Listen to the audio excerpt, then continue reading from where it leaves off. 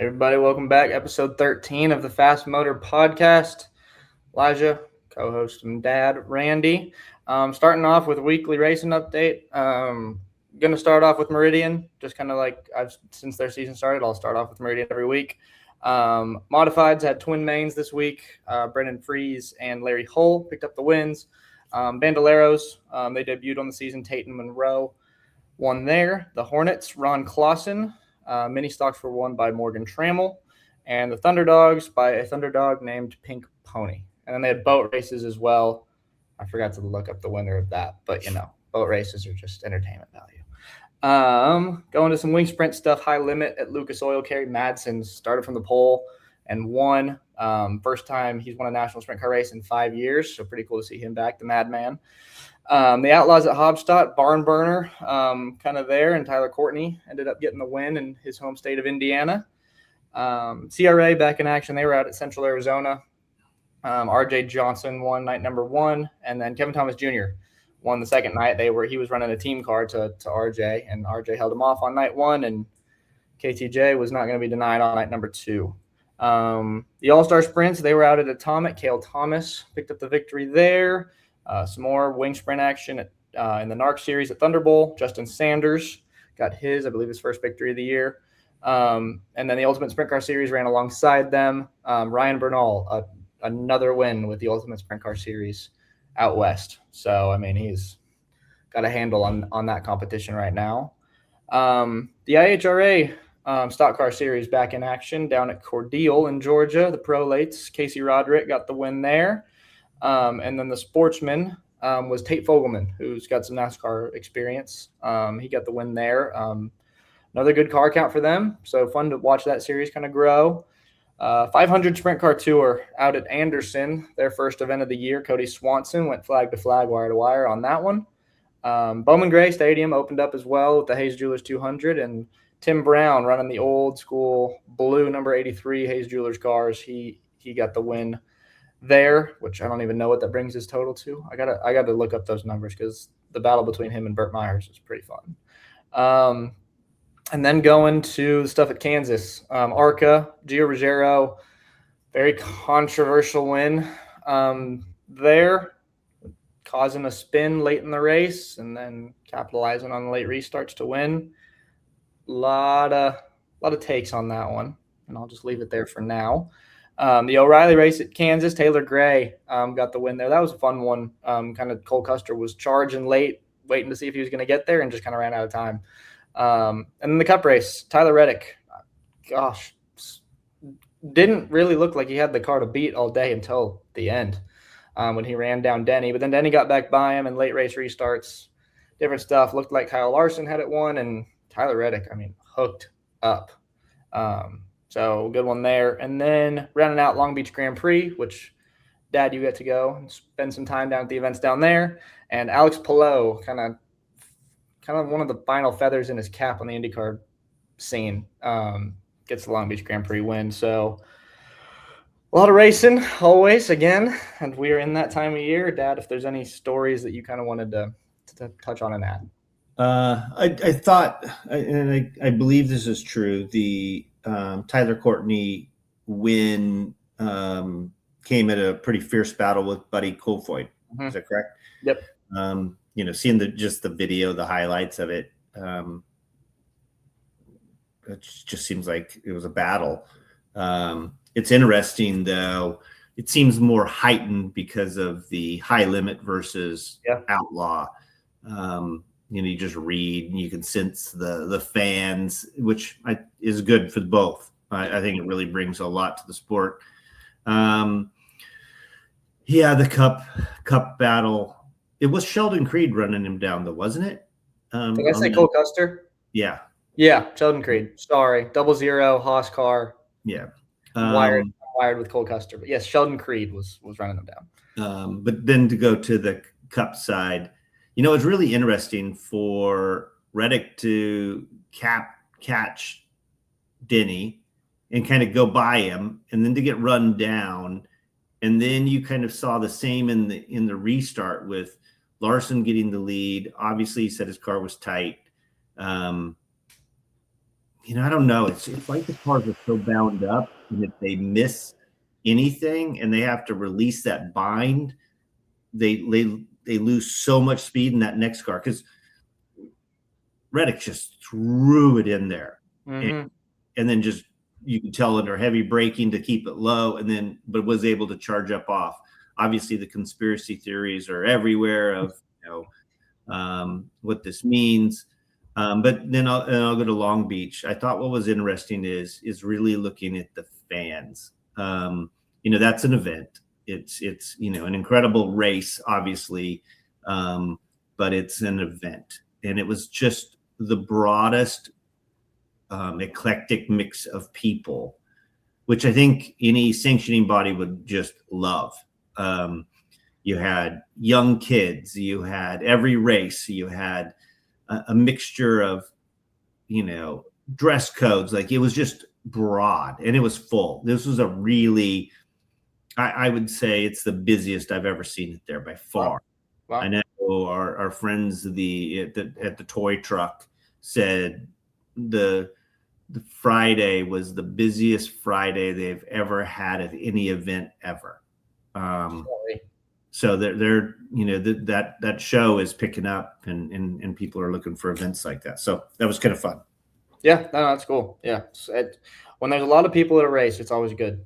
It's just good for the sport, for motorsports in general. It's healthy. So, speaking of a lot of people in motorsports, we have got kind of a unique show on tap for this one. It is going to be our first 4-person show. We got 2 guests, Riley Robert and Riley Rogers.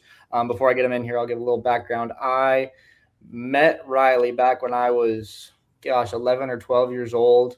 We were at Glen Morgan, and he was practicing with his go-kart, and I got to drive it, and that was fun. So that's how we kind of met, and then just obviously being around the Speedway and stuff, and have kind of gotten back in touch in recent years, and have got to know each other a little bit better. And then Riley Rogers, I got to kind of grow up.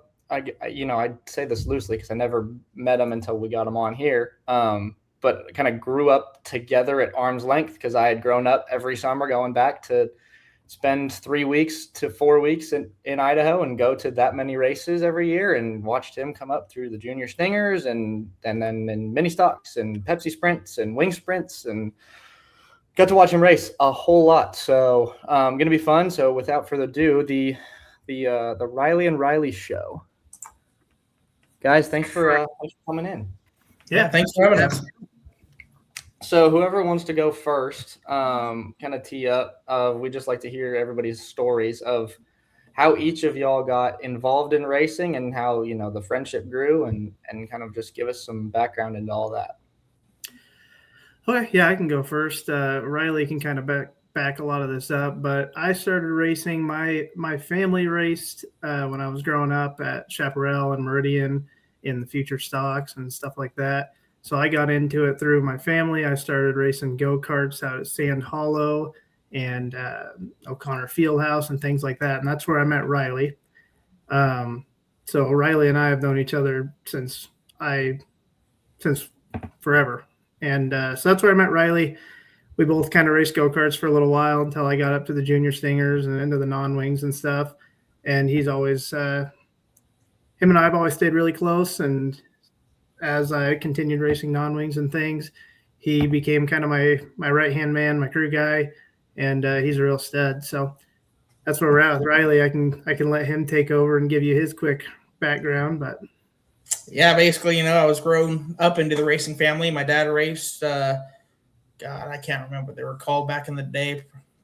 They're street stocks now, but my dad was racing back in the 90s, and I was racing go-karts from the age of 4 to like 15, and then just kind of grew out of it and got out of racing for a little bit and started helping Riley with his junior stinger and non-wing. I got the opportunity to flag for the Pro Truck Series around the Northwest on top of that, as well as the most recent years. I got to flag for Meridian Speedway full-time in 2019.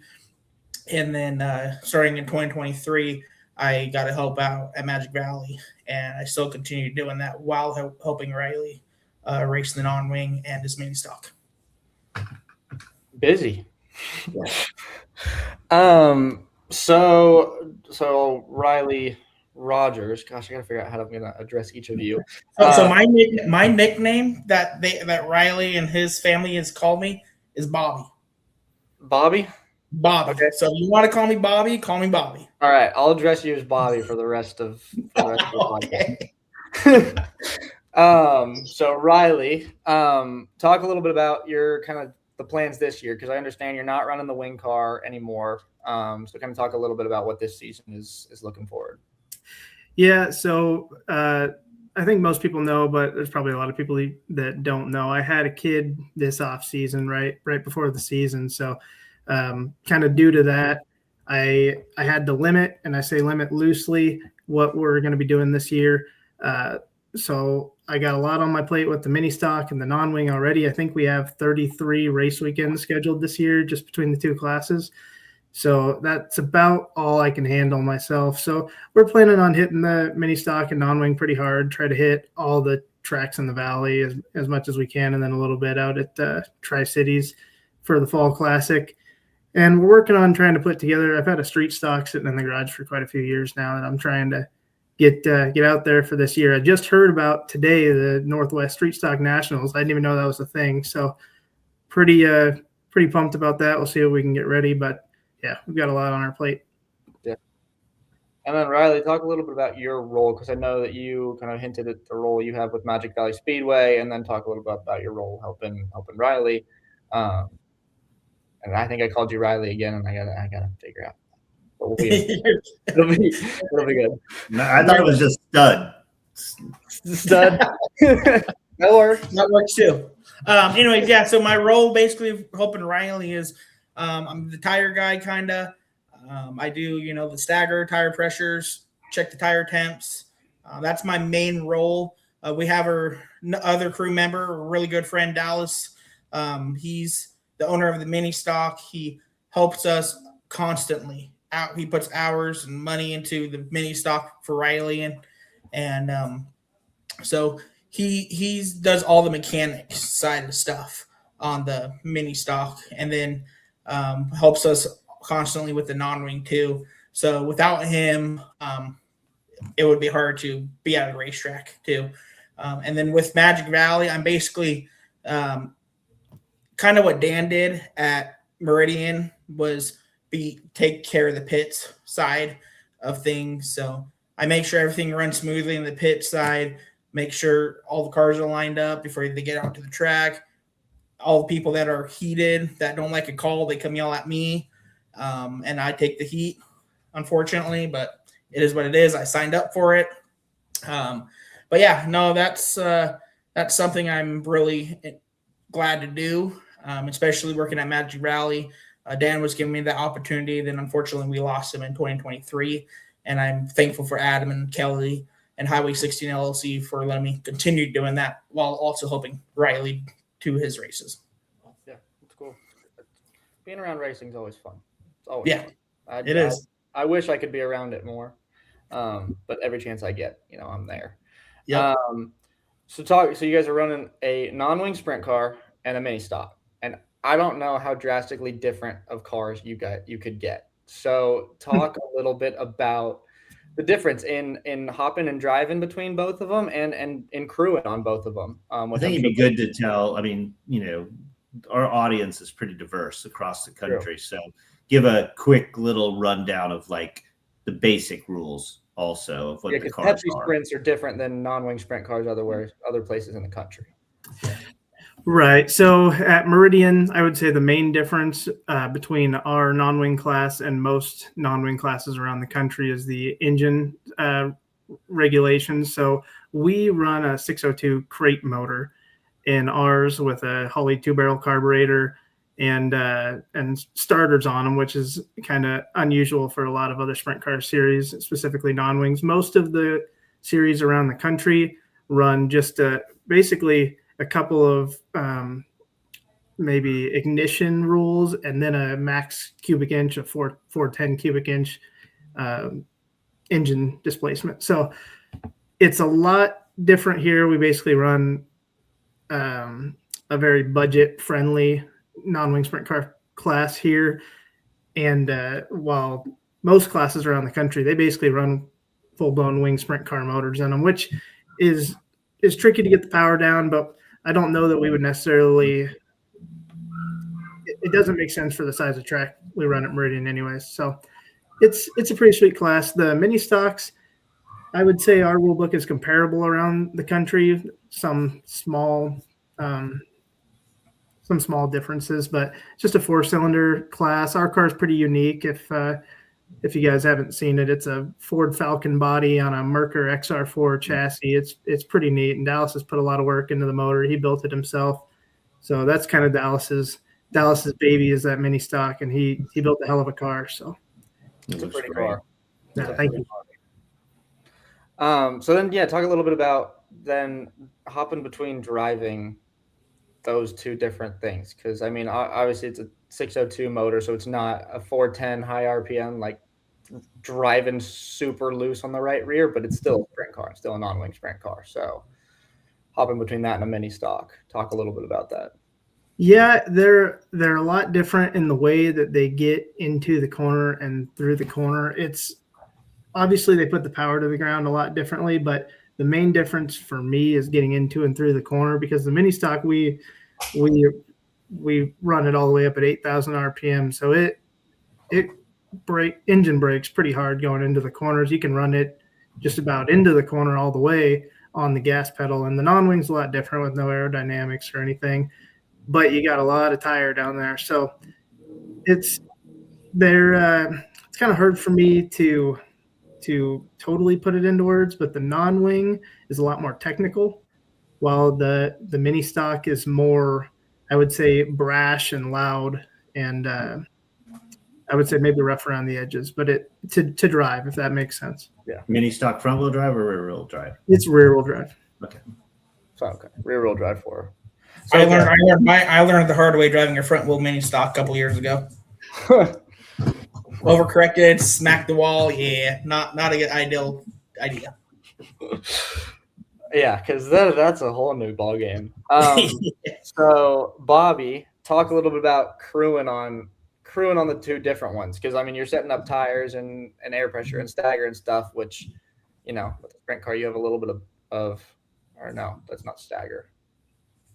Whatever. Talk a little bit about the difference. Again, I told you before this, I like to pretend that I know a lot of what I'm talking about. I know very little, but yeah, I mean, I don't know much really either, but just stagger wise, like you just got to stay focused on what stagger you're looking for on both cars. So like on our mini stock, we're looking for around that 3-inch stagger wise, while with the non-wing, we're looking for 5-inch. So couple weeks back, we raced both cars the same night, the first race of the season.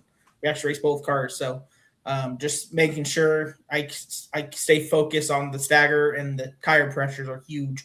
Make sure I don't get it mixed up and such. But I mean, it's pretty simple and basic for me, because I've been doing it for a while now, working with tires and working with a lot of other teams in the past, working on their tires and stuff like that too. And just been learning as I go. Do they run any tricks? Do you run any like qualifying? Do you pump up the air pressure super high? I mean, like that truck. Not with our cars. We don't. No, we just keep the same tire pressures and same stagger, because majority of the time we group qualify out here. Our second practice is our qualifying session. Usually, we very rarely get to single car qualify. So do the non-wings or mini stocks ever single car qualify there? Very minimal. So I know the non-wing cars did, like when they were the Speed Tour non-wing race at 4th of July like 2 years ago. But yeah. What's the communication like between you guys, especially on a race night where you guys are trying to we're first practice session, and obviously at Meridian you practice, the first practice session, especially in the summer, is hot as can be. Second practice, which is qualifying, hot as can be. Heat race, okay, some shades start to come in, and then you're racing, later at night. So the track's changing a ton. So what's communication throughout the process like, and how it's changing? I would say just a quick note on communication that's part of the reason that Riley and I and Dallas and everybody, we work really well together. We've known each other for a long time, and I think that helps a lot because, like you're talking about, throughout the night, especially when we're running 2 cars, it gets pretty hectic. I know for sure I get moving pretty fast in my own head, and so it helps a lot that we have the relationships that we do to be able. He knows what I'm thinking almost before I think it, and that's what makes him so great. So we also have a lot of other great people in our corner, like Joey Moore. I'm sure you guys kind of know Joey Moore. He helps us out a lot, especially with the non-wing. But communication is just constant. I would say we are always trying to make the car better, especially the mini stock. The mini stock we're still trying to figure out. We don't really know what we're doing with it. It's kind of an outlier. It's different than anything else out there. So we don't have a baseline. We're trying to work that thing out. But so we're constantly thrashing on it. And Riley and I and Dallas and Joey, we're all bouncing ideas off each other, trying to figure these things out. Is it coilover suspension, or what kind of suspension is on it? So the way that the rules work, you're not allowed to have adjustable suspension on it, but you can have shims or spacers under your springs. So Dallas, we're lucky enough, Dallas is a machinist. So he machined about 1 million spacers and some cups and stuff for our struts and for the springs in the rear. So it's a little bit more time consuming, but we have shims that are worked out to be like 1 turn on a coilover spring. We can put 1 turn in each corner, put some cross in the car, or, 1 turn in, 1 turn in, 1 turn out, 1 turn out, and put some cross in the car. It just is a little bit more time consuming, but our car does have a little bit different setup to answer that question. Yeah. It's always interesting. Going to kind of totally flip here. Was we kind of had a common theme, Dad and I, of like, we have this podcast to talk about, celebrate the pieces of racing and also try to help it a little bit. And not that we have millions of people watching us like Dale Jr. does, but if we can have some conversations that help better racing. And I think, and we kind of touched on it, Dad did, especially talking about Long Beach, of getting fans out. Meridian is no stranger to getting fans to the racetrack. But especially with Magic Valley, which is kind of newly revamped and kind of coming in, what have you guys, from the racing side, from the crew side, from the behind the scenes side, working in the pits and stuff, what have you guys seen that, is something that you love that tracks do, like love that Meridian does, or anywhere else you guys have been? Or, what are some things that you wish would be done better to get fans hooked, right? We obviously, job one is getting them in the seats and then getting them hooked that they want to keep coming back. I like the fact that Meridian lets the fans be involved, kind of like this past weekend when they had boat races. One of the drivers stopped on the backstretch, and Brent Artie, the announcer, told all the fans to yell for that driver to get to the front stretch. And all the fans yelled, and the driver heard, and he drove to the front stretch. So I think that's pretty neat. And just seeing all the smiling faces and stuff around the pits, the stands, and hearing everybody how the races went and stuff. Like, they come up to Riley all the time and tell him, hey, you did a really good job, nice car. And they always say they're going to come back again. So I just think it's really cool that the fans can be somewhat involved in it, not just sit there and drink beer, eat a hot dog, and watch racing, But it's just really cool that they keep the fans involved. Yeah, Riley, do you have anything to add from the driver standpoint and seeing fans the races and stuff?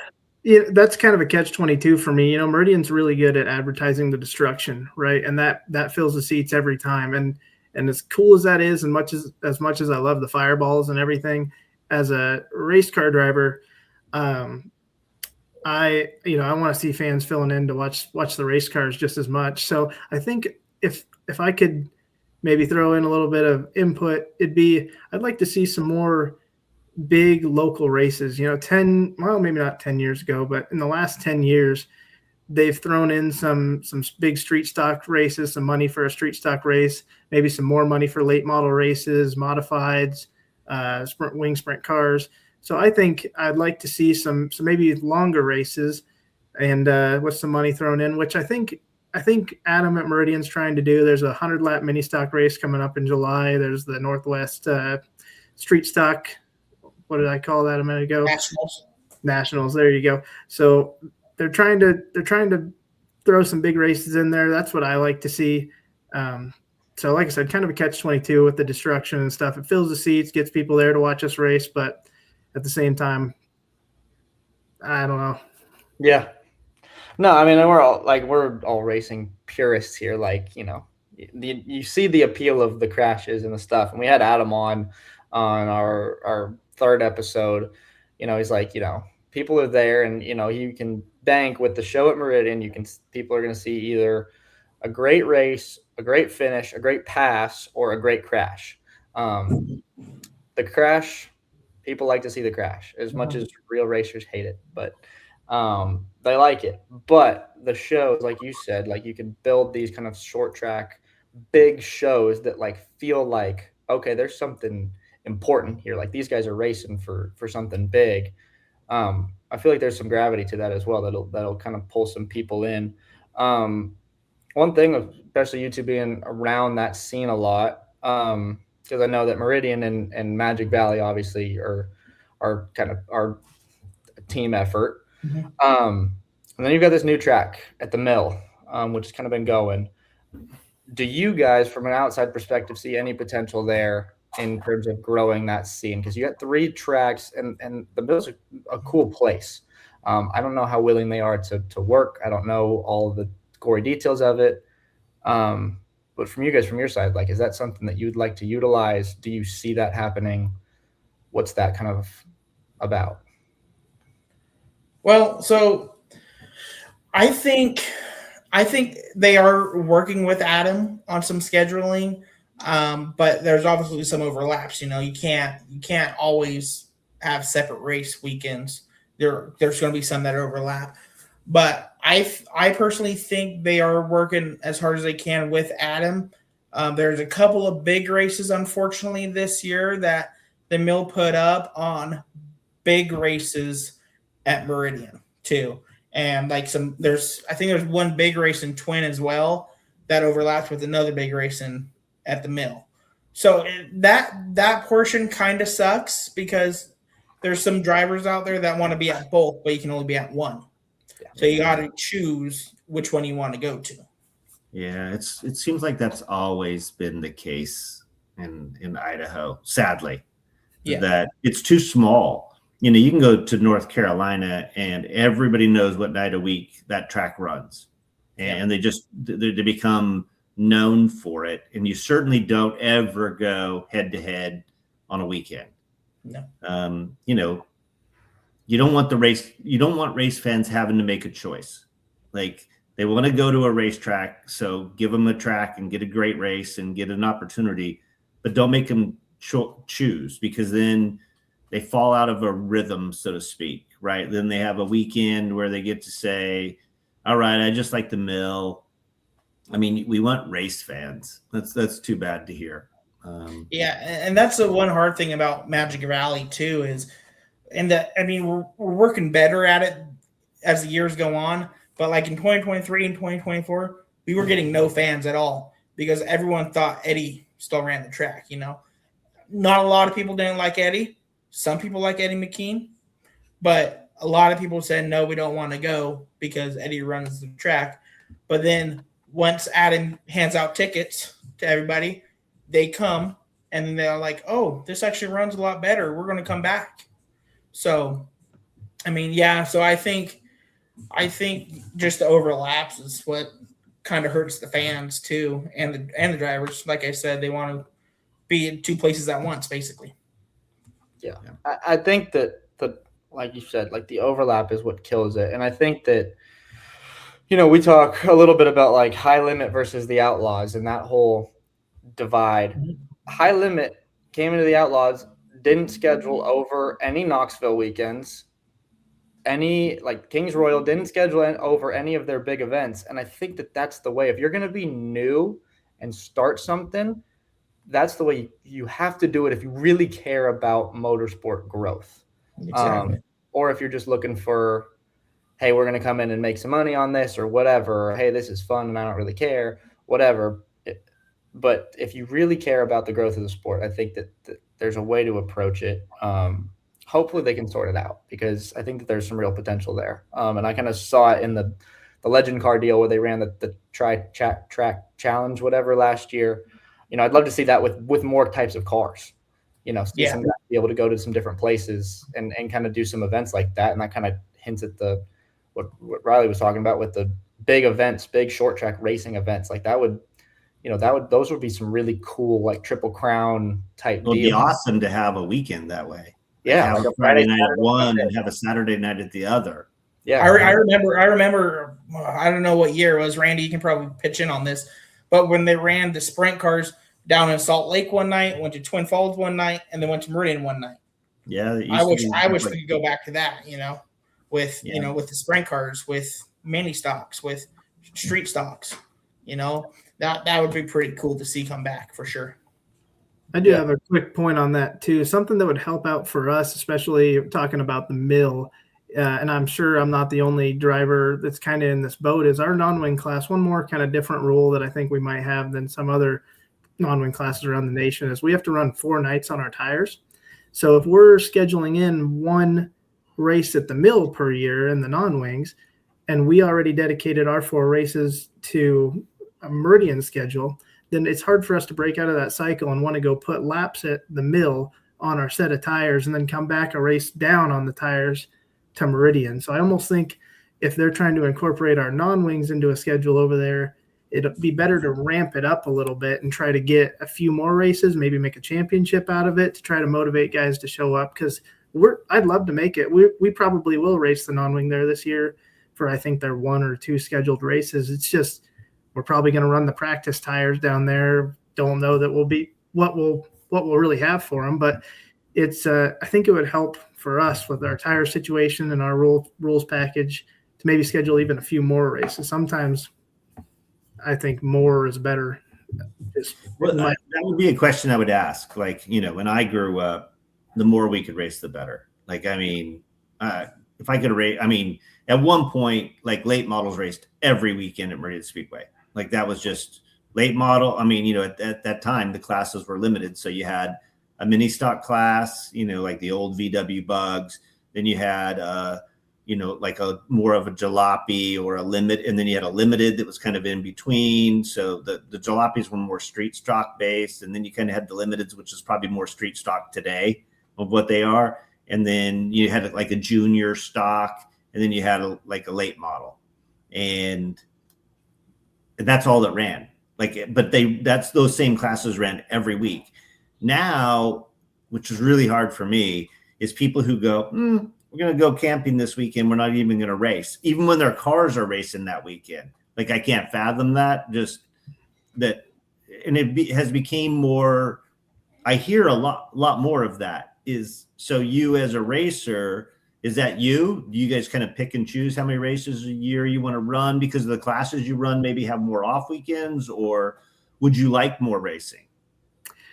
That kind of depends, because we really just commit ourselves to the Meridian and Magic Valley schedules, specifically in the non-wing, because their championship the Meridian championship is based on 2 races included in the points at Magic Valley. So we just commit ourselves every year to the cars, 2 cars specifically that we have, the non-wing and the mini stocks at the Meridian schedule. But yeah, we'd like to race as much as we can. It does. I don't know exactly how the mini stocks would fit into our schedule if they were to say, let's run a full season at the mill, because we already have, I think, 17 or 18, something crazy, mini stock races at Meridian. And I don't think you could even schedule a full series of them without a ton of overlap if you're racing on Saturday nights for both of them. So we'd race as much as we can. We'd start earlier, we'd go later. We don't really care. We'd race on Fridays there and Saturdays, Meridian. It's just specifically what I was talking about earlier is our tire rule in the non-wing. So that would make it more attractive for us rather than burning one race and coming back for championship on a night down on tires. But yeah, we'd race as much as we could. Yeah. And it's like those are the type of racers that we want. It's like we want racers that are going to go out and race. Like, and those are the things that, as we've kind of talked about, are like they don't get brought to attention. Like, I mean, you get two local guys, best friends that are working and racing together.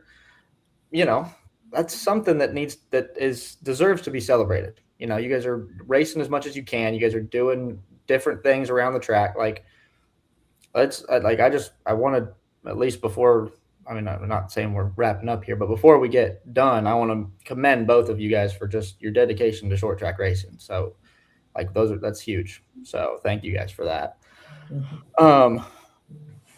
I kind of wanted to talk about, and because you guys will have some different perspectives on this, but first I will ask, like, what series, like other series outside of like the Meridian and the local stuff, what series do you guys follow racing wise? I follow anything late models. I'm a late model guy. I follow a lot of the Cars Tour West that just started up, Cars Tour Northwest, and then the Northwest Super Late models. They're down to 6 races. Thankfully, I got the opportunity to flag actually down there in Tri-Cities this a couple weeks ago at Apple Cup. Thankful to Dan Garber for asking me, but I follow a lot of late models. That's my thing. I do follow a little bit of the East Coast when they run sprint cars too. Kind of that race for $1 million. I think that's a badass idea how they do the $1 million deal. They go to 4 tracks and you race for $1 million pretty much. I think you get $1 million if you win the championship, right? Is that it? No? That's how I understood it, but I'm actually not sure. I think it's $1 million total fund for all the win for between the race winnings and the championship points fund. Okay, I see what you're saying.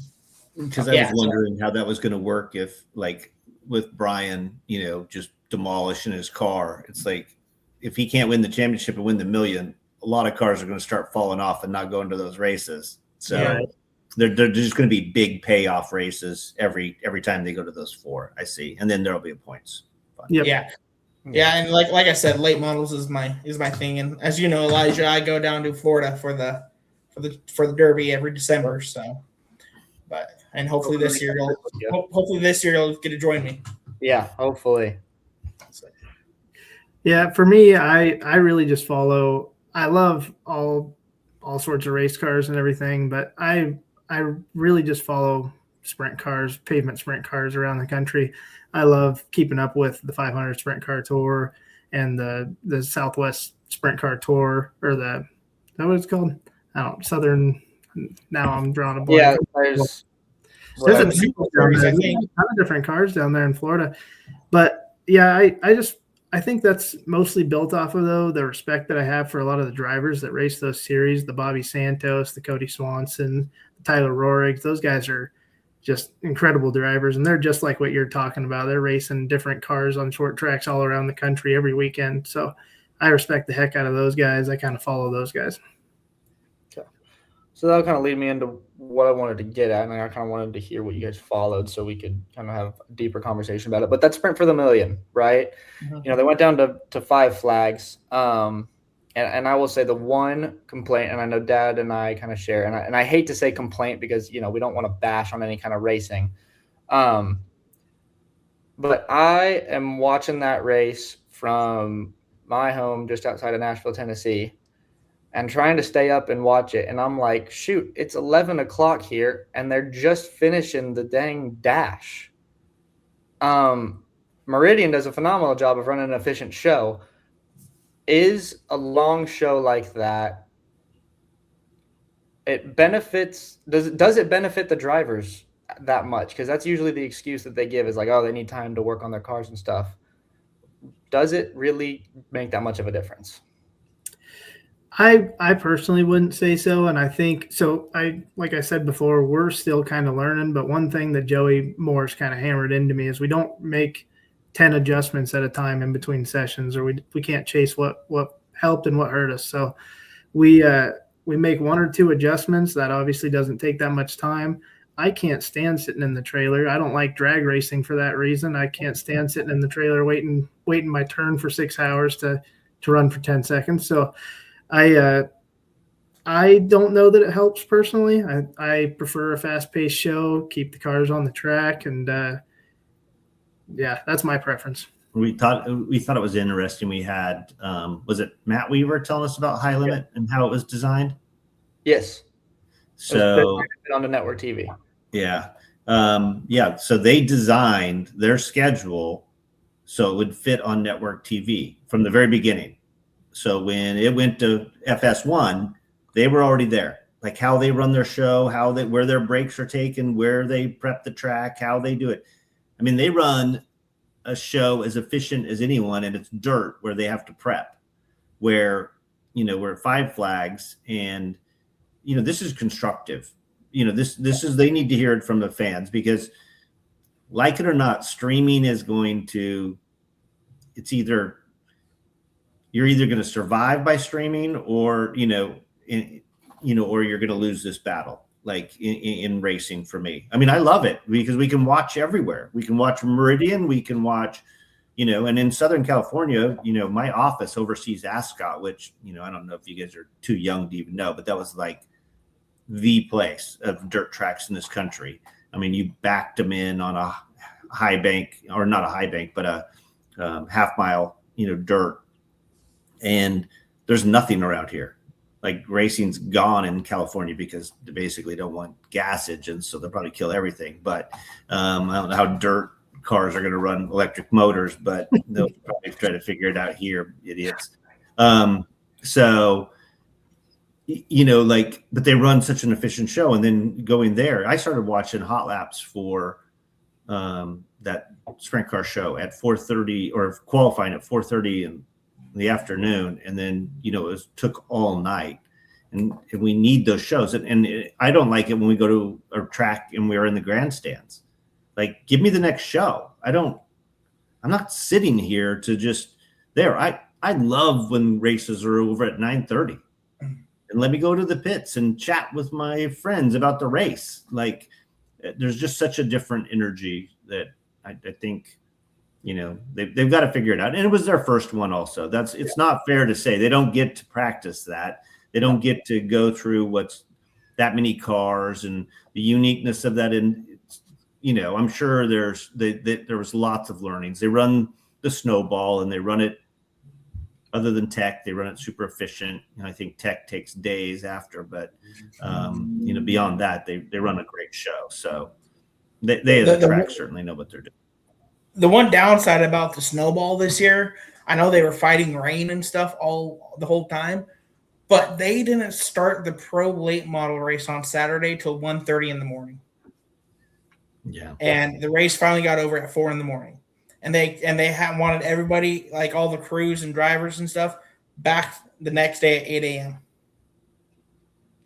And I was like, just cancel it, reschedule it for Monday, And I get it. It's a lot of money for the crews, drivers, change their flights, get extra hotel rooms, an extra day in their Airbnbs. But I personally would rather spend the extra money than staying up till 4 o'clock in the morning and then only get 3 hours of sleep and be back to the track at 8 o'clock in the morning.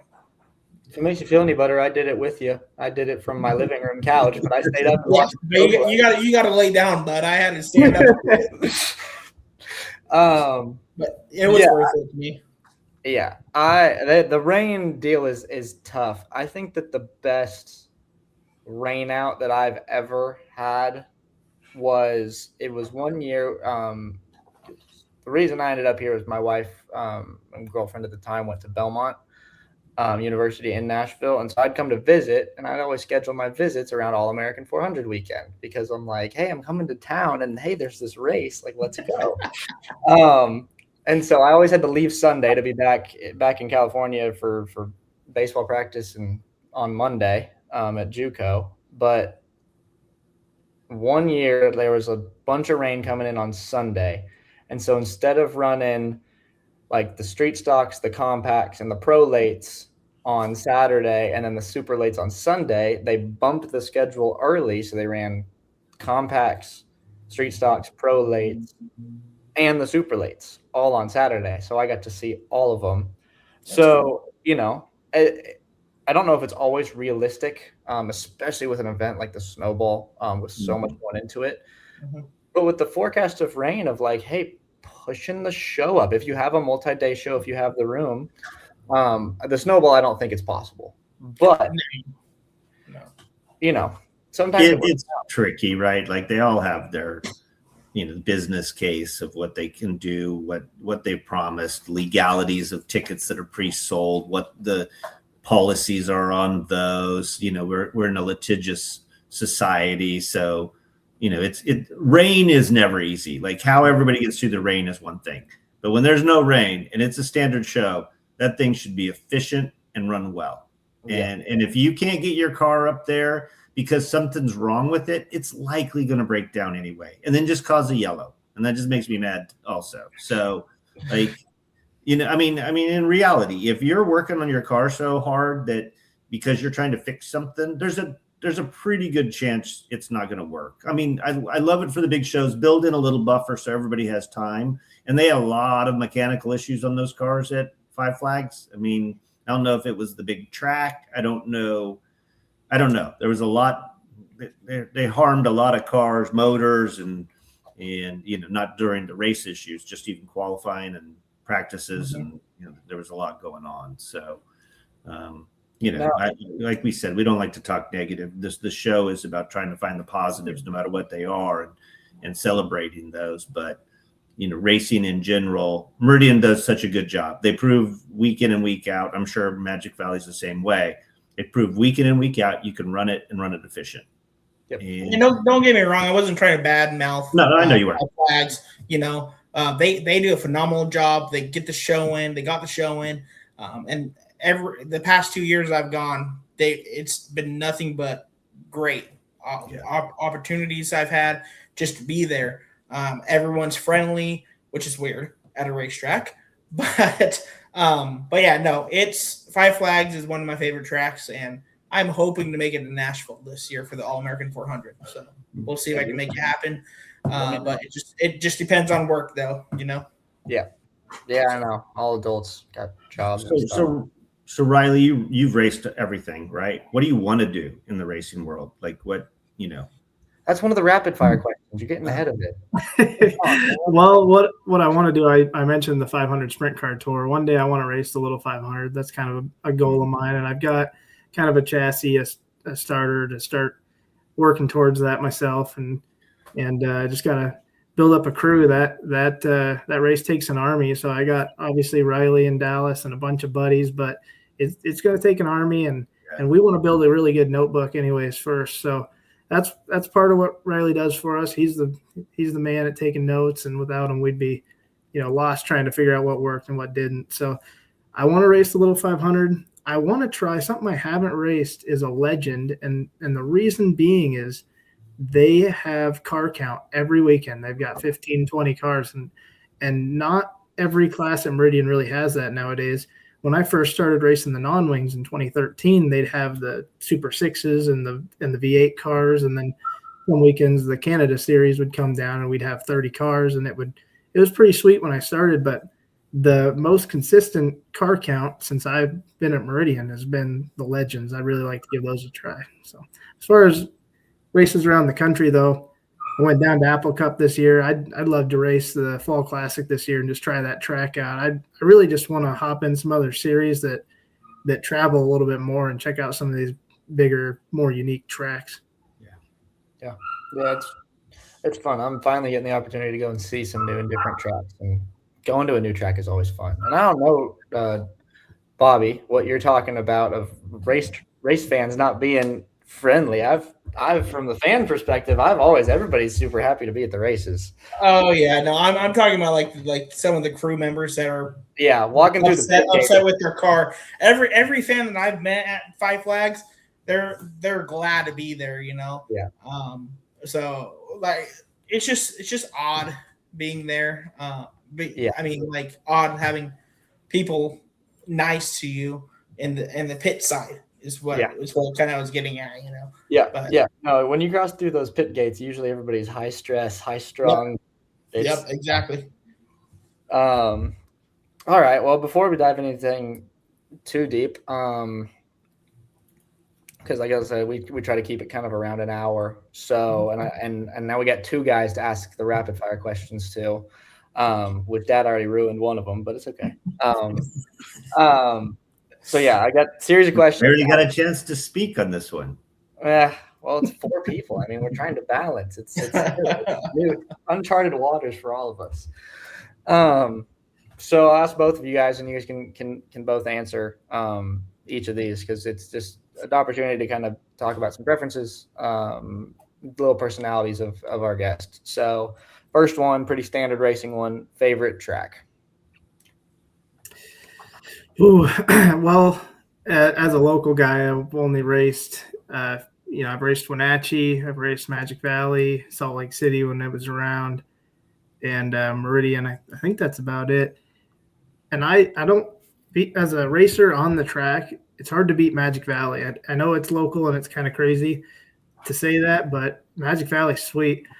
Now, on a national level, a lot of those big tracks that they race in the 500 Sprint Car Tour and the Silver Crown Pavement Series, those mile and half mile tracks, just wild. I think Toledo and I'm not going to remember the names now, but some of those bigger tracks that those non-wing series race on the East Coast are just incredible.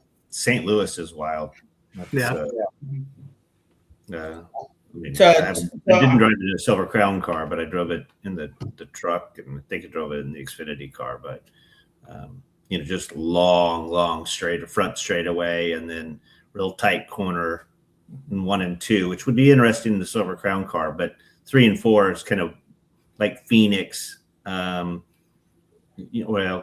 kind of like Phoenix 1 and 2 now, which is real like long and flat. So be fun. The draft is big. Top speed's huge there. So be interesting. So I got, from a fan point of view of favorite tracks, I have 3 favorite tracks. I have Evergreen. I love the 5.8s when they race. Me too. They used to race the sprint cars on there on the 5.8s. I don't know how people have the balls to do that. Looks scary enough with late models. I wish I could see the sprint cars do it one day. Then you got, obviously, 5 Flags is one of my favorite. And then I had the opportunity last year to go to Canada and to Saratoga Speedway on the British Columbia Island. And that track, it 1 and 2 is super tight and flat. It has a dog leg on the back, and it's super flat, but it's kind of like a really miniature St. Louis, but it's flat and it has a dog leg going into 3 and 4. So those are my 3 favorite tracks. Yeah, Evergreen was good Monroe, Evergreen was good to you. It was very good to me. Yeah. I think you need to come out of retirement. Yeah. I agree. Yeah. The Evergreen, I'll tell you a story there. So running in the truck, because the trucks, we used to run Portland on the half mile, and then we would go to Evergreen the next week. So I watched Hornaday in front of me at Evergreen, because I knew he'd ran so many of the late model stuff. And he dove down going into 1. There was a mud puddle in 1 off track, and he'd put his left front through that mud because there was so much grip so low. And then the same through 3 and 4, he would go completely under the white line right next to the wall, and we would drive on the apron where there was no banking, but there was so much grip down there. Nobody else followed. And so I don't know, Ron had to be in the race, or he must have broke or whatever, but we got so good there. I mean, I led, I think it was 250 lapper. We probably led 230 laps or something. So coming to just with laps to go, we tires would last there. We would chew the tires off in 30 laps. We were 130 laps in on tires at some point, because the pit the only way to pit because there's no really pit wall, right? So you had to come in and kind of go around the quarter mile the opposite way and kind of pit. So pitting under green would kill you. And there was no yellows. So I think Sprague came in and pitted and lost a lap, but then he kind of gained his lap back. And so he's the tail end of the lead lap. And he spun Brendan Gaughan to get the caution. So it kind of goes to the Ruggiero this weekend. So he got the caution and they were like, do we need to pit? And I'm like, I'm 100 laps past tires. I have nothing. If we have to race, I have nothing. And I said, the only one that's going to be up there that will stay out is Sprague because everybody will pit. And I don't think Dennis Setzer pitted and Corelli didn't pit. And so with Sprague up there, he started in front of them. And then by the time I got through them, I got to the door of Jack at the finish and we got second. He won. So it was a sickening loss to be so dominant all day long. So, but it was a good place. It's a fun track.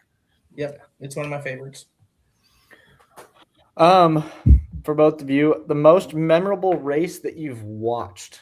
So not one you've driven in, but what you've watched. Whew.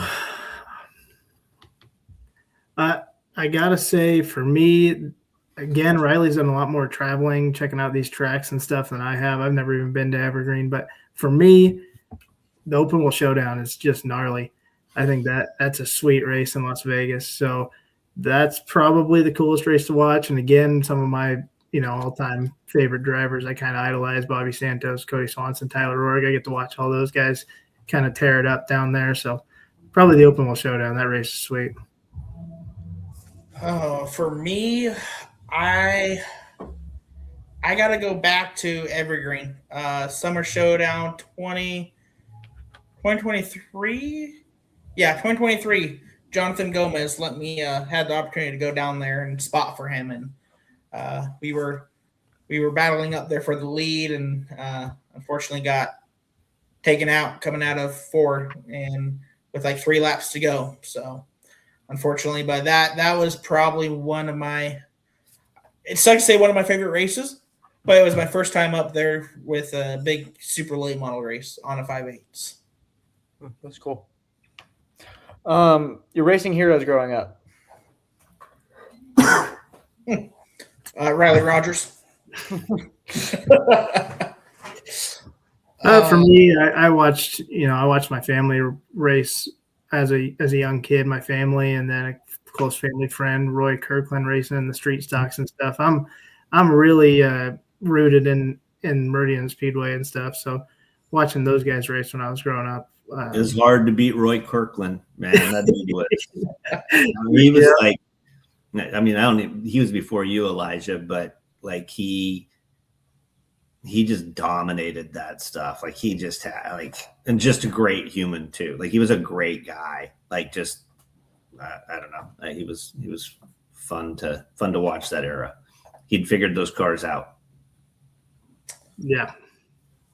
One of mine, I know he raced a long time before I was even born, but watching Marv Weaver in the street stocks, I think that was pretty cool. He was a really good driver to me. I got to watch him growing up too. It was fun. It was always super smooth. Yep. Best track food you've gotten to eat? Ooh. I gotta say, I wish Kelly Jo would bring this back to Meridian, but she had Philly cheesesteak wraps before, and they were phenomenal. I hope she brings it back one day. So I got to say that is one of my favorite track foods. Mm-hmm. Oh, that's a rough one. I got no good answer for it. So I'd say fried pickles, Meridian Speedway. Love the fried pickles. Those are good too. Those had fried pickles. I didn't either.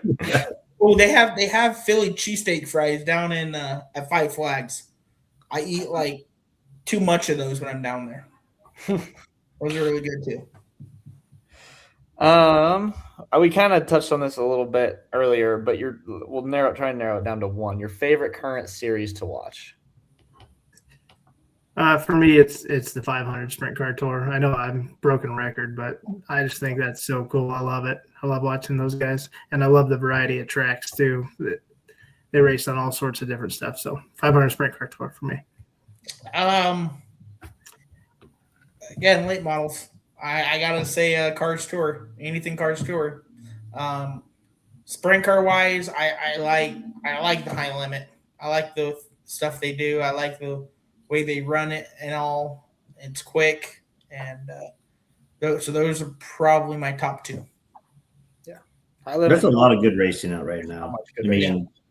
you think you got asphalt sprint cars, you have, the modifieds you can catch everywhere, back east modifieds. You can watch sprint cars on dirt with wings or non-wings and all throughout the country, national or regional. And then, you've got USAC, which is non-wing sprint cars on dirt, which, just to show itself. And there's just, then you have all the late model. Now you can watch cars, or you can watch IHRA and Southern Super Series. Yeah, there's just so much good stuff. There's a lot of good racing back east, and I hope one of these days I can get over to Charlotte area, Nashville for like I said, the All American 400. One of these times, I hope me and Riley can make a trip with our friend Dallas too, down to Charlotte area, so we can do a couple of races over there. Even the Indy 500, the Indy 500 would be cool to go too, but the little 500, I'd love to go watch. But Riley said this before. We won't just go watch. We'll go there to race. Yeah, I never got to see it because the midgets used to race the night before the 500 on IRP.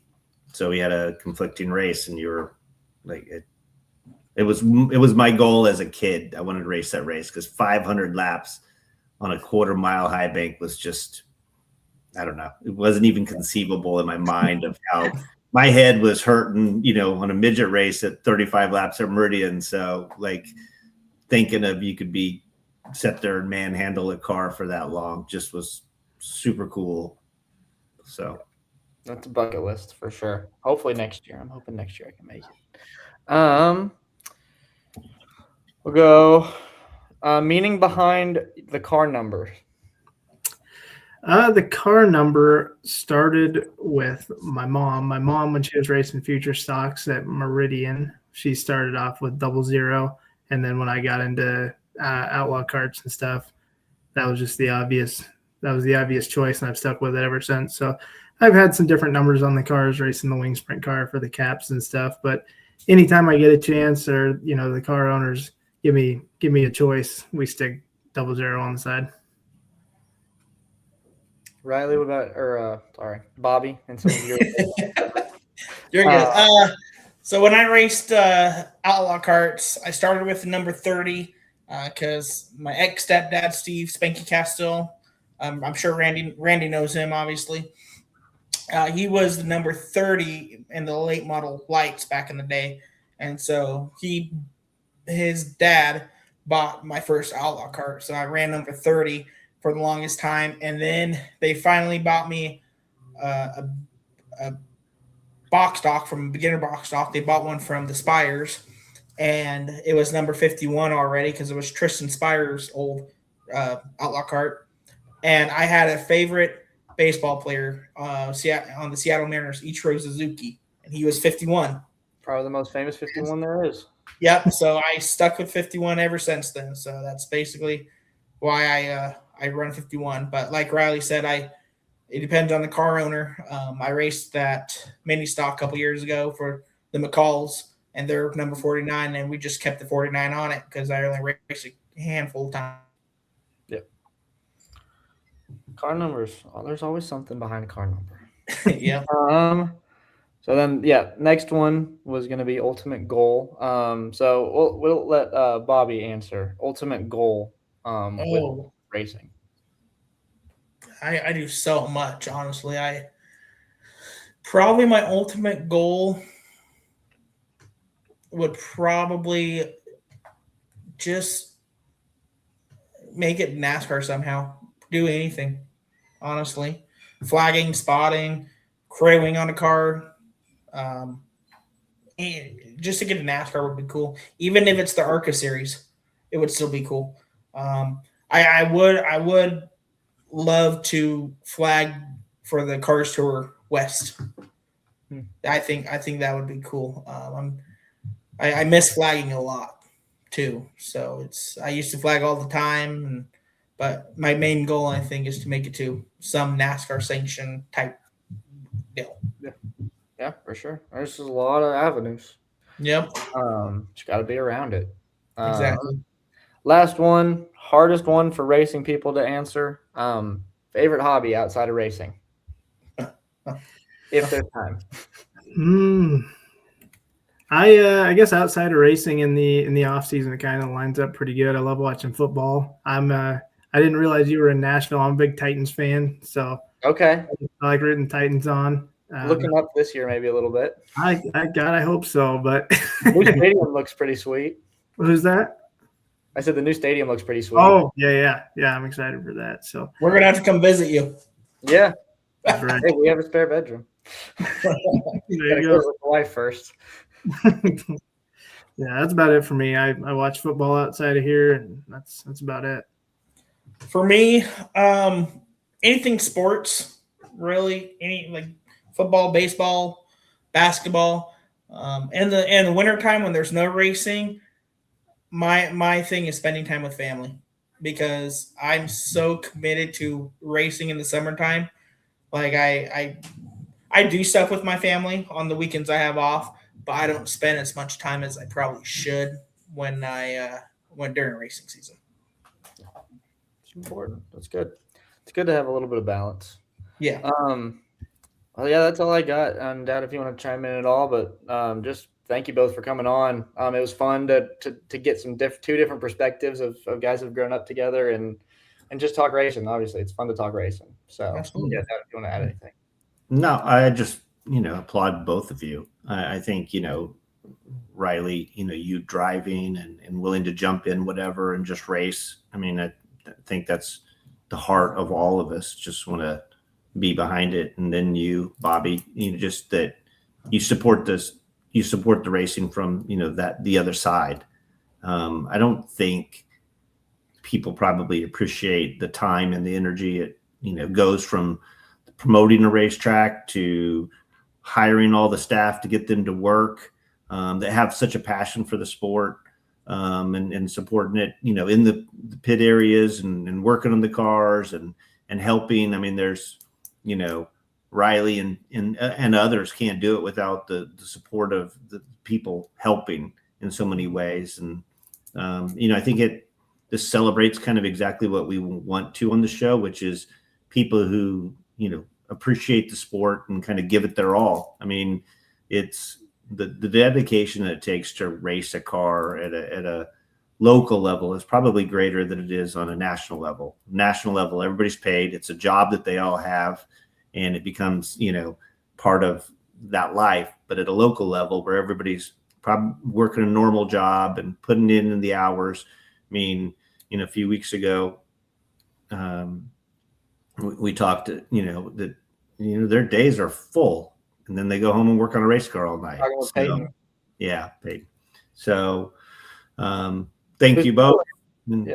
Certainly appreciate it. Yeah. Thanks for having us. We appreciate it. Thank you guys. Appreciate it. It's nice meeting you. Nice meeting you guys. One last quick note. What do you guys both do for work? We both actually work at YMC Mechanical in Boise, Idaho. Oh, so, sheet metal construction. Yeah. So with your mother. Both coworkers with my mom. Oh, yeah. Nice. Actually, I see your mom every day, dude. I'm actually a delivery driver right now for them, so I see your mom every day in the office. So it sounds like they're going to be sending me to school here, hopefully when it starts back up in September. So. Yeah, but awesome. I've got another job. I teach at the JATC for the sheet metal local. So he might be my teacher. That would be an interesting dynamic. Yeah. I know. Awesome. All right. Yeah. Just wanted to get that quick other connection because I knew that you both had worked at YMC, so it was just fun to make that connection because my mom worked at YMC. So yeah. But yeah, thanks you guys for coming on. Yep. To the audience, episodes Wednesday mornings, every Wednesday morning, except next Wednesday morning. I'm gone on my honeymoon. I will be off the grid, MIA. So no episode next week. But we will resume with the regular scheduled programming the following week. So Wednesdays, YouTube and Spotify. And we'll see you guys next time.